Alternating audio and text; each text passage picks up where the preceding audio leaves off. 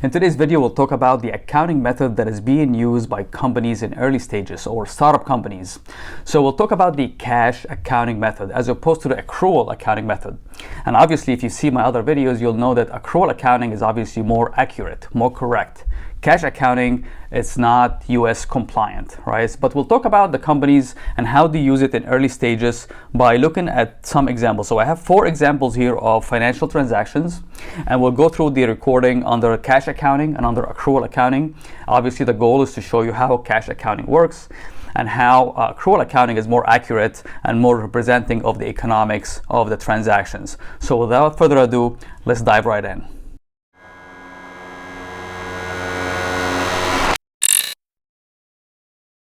Alright, so when you have an early stage company or a startup and you're deciding between cash accounting or accrual accounting, cash accounting obviously being much simpler and easy to implement because it records revenue as the cash comes in and records expenses as the cash goes out. Versus accrual accounting, which is much more complex and requires more accounting staff on hand to record the transactions based on economics. That's the accrual accounting, right? So when you're considering which accounting method to use, there are 2 sets of rules that you have to think about. The first one has to do with the tax authorities, being the IRS in the US. So with the IRS, there are tax rules that says $5 million of annual revenue is a threshold beyond which you'd have to switch to accrual accounting. There used to be the number before the Jobs Act. I think the number went up to about 20 million or above 20 million in annual revenue with the IRS. Below which you can use cash accounting and above which you have to switch to accrual accounting. So the first set of rule has to do with the IRS. Now, the second set of rule has to do with your investors, right? So are your investors, as an early stage company or a startup company, are your investors going to accept you using cash accounting? I doubt it, right? Because as you begin to have more investors, your investors would want to see financial statements that represents the economics correctly of what's happening in a company.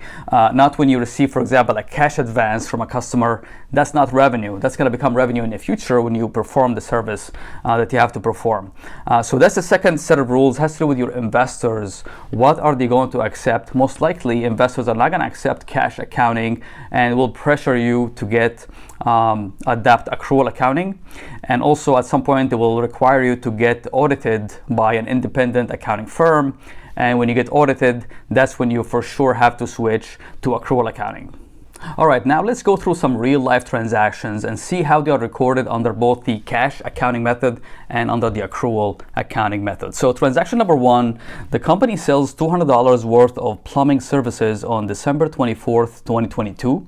So it looks like a Christmas Eve plumbing emergency. The company issues the client an invoice and the client pays the invoice on January 20th of 2023. So this is crossing year here from 2022 to 2023. So the company issues an invoice in December of 2022 in this case, right? But the cash, the $200, are going to be collected in January of 2023. So the question becomes when the revenue should be recognized. Under the cash accounting method, the revenue is always going to follow the cash. So the cash is received in January, the revenue will be recognized in January, right?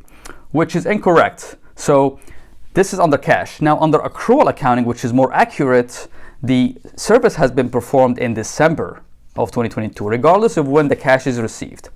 Therefore, the revenue should be recognized in December of 2022 and recording an accounts receivable against the revenue, right? So this reflects more the economics of the transaction, the revenue recorded in December, regardless of when the cash is received. So this is transaction number 1.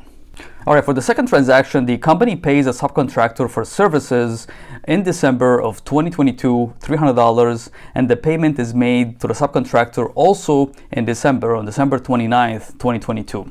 So this is an expense transaction, right? The question is the expense in December or January? Well, what we're saying here is the services were performed in December. So the services were performed in December, and also the cash is paid in December. So in this case, both under the cash accounting method and the accrual accounting method, both the cash and the expense are happening in December, not January, right? So in this case here, this is a case where both cash accounting and accrual accounting would look at this transaction in the same way. both the cash and the expense are happening or incurred in the same period. Under cash accounting, under accrual accounting, both of them, the expense will be in December of 2022. No difference here between the two methods. This is transaction number 2. Let's talk about transaction number 3. In this transaction, the company receives $400 in December of 2022.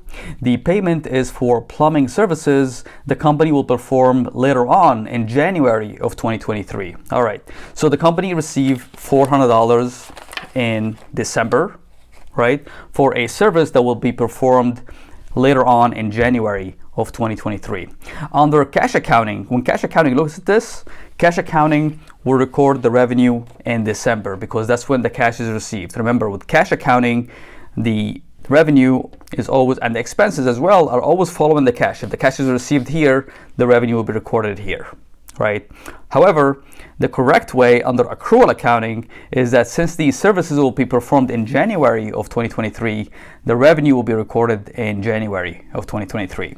And when you record the cash receipt in December, it will be debit to cash and credit to a liability. We call it unearned revenue. The revenue will be earned in the future, right? So correct accounting, accrual accounting, will take the revenue in the month where the performance obligation of the service has been performed by the company, which is January 2023. Okay, let's talk about the lost transaction here.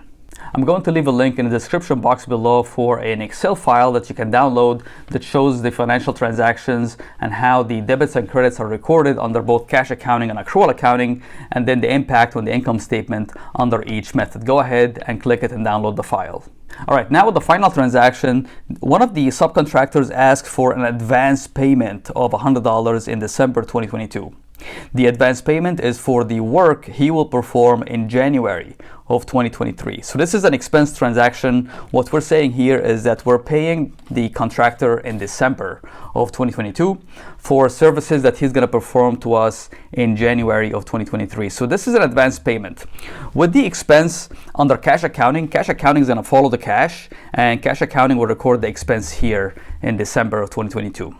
Right? But the correct method is that the expense will be in January because that's when we will actually receive the service from the subcontractor. So when you expend the cash in December, you'll be recording it to a prepaid expense, and then the prepaid expense will amortize into an expense in January of 2023. This is the final transaction that we have today. So I hope that you enjoyed the video. If you have any requests for a similar topic that you'd like me to talk about or discuss, go ahead and leave a comment down below. And if you like the video, give it a big thumbs up. If you have a friend that will enjoy or learn from this video, go ahead and share it with them, and I'll see you in the next one.